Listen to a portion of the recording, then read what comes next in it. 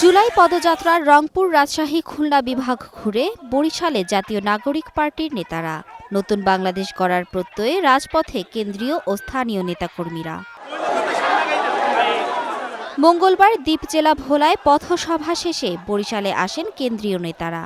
রাত 8:30টার দিকে নগরীর হাসপাতাল রোড থেকে এনসিপির আহ্বায়ক নাহিদ ইসলামের নেতৃত্বে পদযাত্রা শুরু হয়। গুরুত্বপূর্ণ সড়ক ঘুরে ফজলুল হক এভিনিউয়ের নগর ভবনের সামনে পথসভা করেন এনসিপির নেতাকর্মীরা।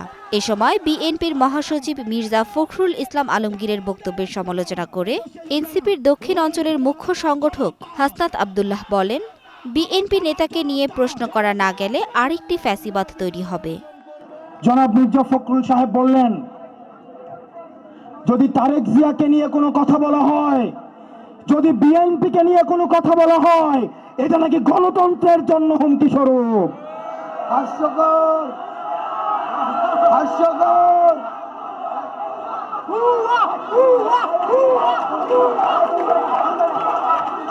আমরা শ্রদ্ধা এবং সম্মান রেখে বলতে চাই, আপনাদের দীর্ঘ 1.5 দশকের ফ্যাসিবাদ বিরোধী লড়াইয়ের প্রতি সম্মান রেখে বলতে চাই, যখনই কোনো ব্যক্তিকে, যখনই কোনো দলকে প্রশ্নের ঊর্ধ্বে রাখা হয়, সমালোচনার ঊর্ধ্বে রাখা হয়, সে ফ্যাসিবাদ হবে নিশ্চিত, নিশ্চিত এবং নিশ্চিত।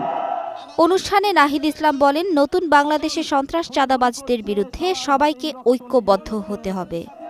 আমরা রাজনৈতিক সহিংসতা মুক্ত বাংলাদেশের রাজনৈতিক সংস্কৃতি দেখতে চেয়েছিলাম, চাঁদা মুক্ত অর্থনীতি দেখতে চেয়েছিলাম, কিন্তু বরিশালবাসী গণ অভ্যুত্থানের শক্তি, তরুণ প্রজন্মের শক্তি এখনো ঘুমায় যায়নি, রাজপথে এসেছে।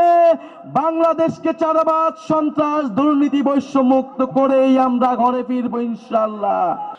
সমাবেশে এনসিপির জ্যেষ্ঠ যুগ্ম আহ্বায়ক সামান্তা শারমিন, সিনিয়র যুগ্ম সদস্য সচিব ডাক্তার তাসনিম জারা সহ অন্যান্য নেতৃবৃন্দরা উপস্থিত ছিলেন।